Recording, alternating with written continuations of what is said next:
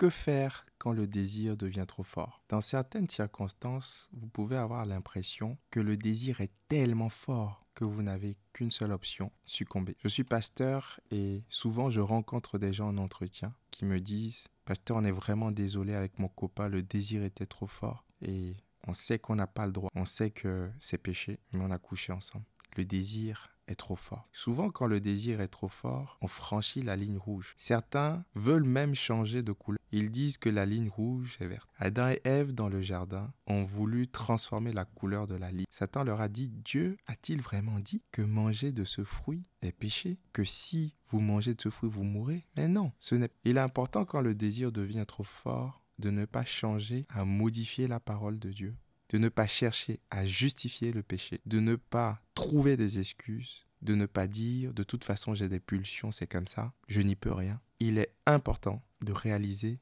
que vous pouvez avoir la victoire. Je répète, vous pouvez avoir la victoire. Alors concrètement, que faire lorsque le désir devient trop fort? Dans mes années étudiantes, je travaillais énormément. Et certains soirs, alors que je finissais mes devoirs seul dans ma chambre, j'étais pris par des tentations. La tentation d'aller sur ordinateur et de regarder des films érotiques. Ça remonte à une vingtaine d'années. Et je m'accrochais à Dieu ces soirs-là. J'allais m'enfermer dans la prière. Je lisais ma Bible, je mettais de la louange. Et je pleurais, je criais à Dieu, Seigneur, garde-moi de chuter. Quelquefois, je priais toute la nuit parce que je savais que si je m'arrêtais, alors la tentation et le désir deviendraient trop forts. Et gloire à Dieu, j'avais des victoires. Mais quelquefois, je succombais. Avec le temps, j'ai appris quoi faire quand le désir devient trop fort. J'ai appris que, en réalité, ce combat spirituel-là demeurait et c'est le chien qui sera le plus nourri, qui sera le plus fort. La chair ou l'esprit, rappelez-vous, si vous nourrissez la chair sera plus forte. Si vous la nourrissez toute la journée de petits péchés, de petits excès,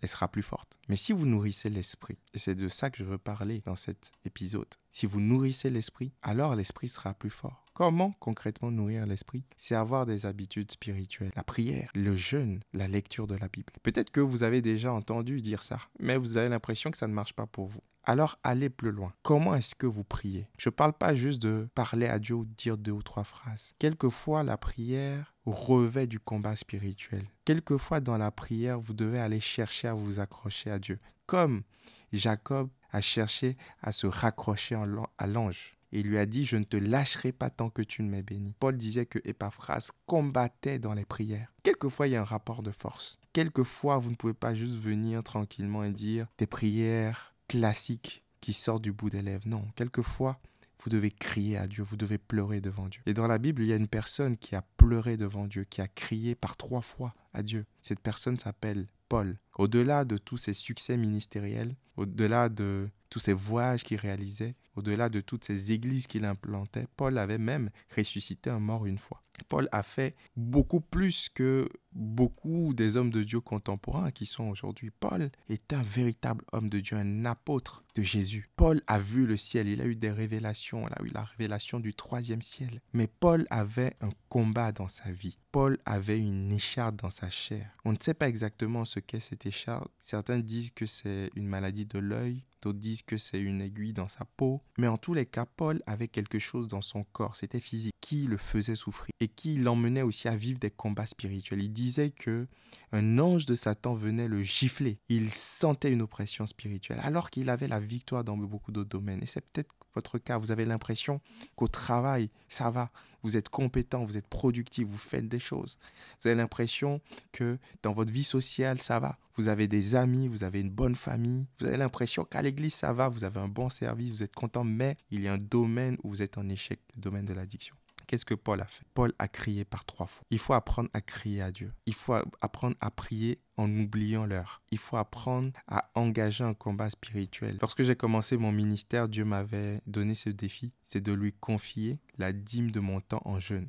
Il y a 30 jours dans le mois, alors les 3 premiers jours du mois, je partais dans un hôtel ou dans un endroit seul, dans une chambre. Je prenais 2 bouteilles d'eau et une banane au cas où je fais une hypoglycémie. Et je m'enfermais et je criais à Dieu. Et je priais et je jeûnais. Et pendant ce temps, Dieu venait avec une révélation pour me fortifier, pour aller beaucoup plus loin encore, pour le servir. Je pense que c'est ce que Paul faisait. Paul allait s'enfermer dans la présence de Dieu. Il cherchait la face. Il l'a fait par 3 fois. Et lorsque vous faites ça, Dieu va vous donner une révélation qui n'est pas juste une parole audible, auditive, qui n'est pas juste une information. Mais une révélation, c'est une parole qui va venir transformer votre situation. Dieu a dit à Paul, « Ma grâce te suffit, car ma puissance s'accomplit dans la faiblesse. » Lorsque vous allez chercher Dieu et prendre l'habitude de jeûner, de prier, de lire la Bible, d'écouter cette parole audible de Dieu, d'aller chercher la voix de Dieu dans la prière, lorsque Dieu va vous parler, il va vous donner une révélation qui va vous emmener à avoir la victoire sur le péché et l'addiction. Cette révélation sera différente selon la personne à qui il parle. Cette révélation sera directe. Il n'y aura que vous et Dieu. Dieu va vous donner une parole qui va venir recalibrer votre cerveau, qui va venir vous ouvrir le champ des perspectives, vous montrer la vision de Dieu pour vous, vous montrer l'éternité, vous montrer comment le péché est sale, comment son plan est glorieux. Dieu va venir dans ces temps où vous allez combattre dans la prière. Il va venir vous libérer de vos chaînes. Il va venir vous montrer derrière cette addiction, derrière l'alcool, derrière la drogue, derrière la pornographie,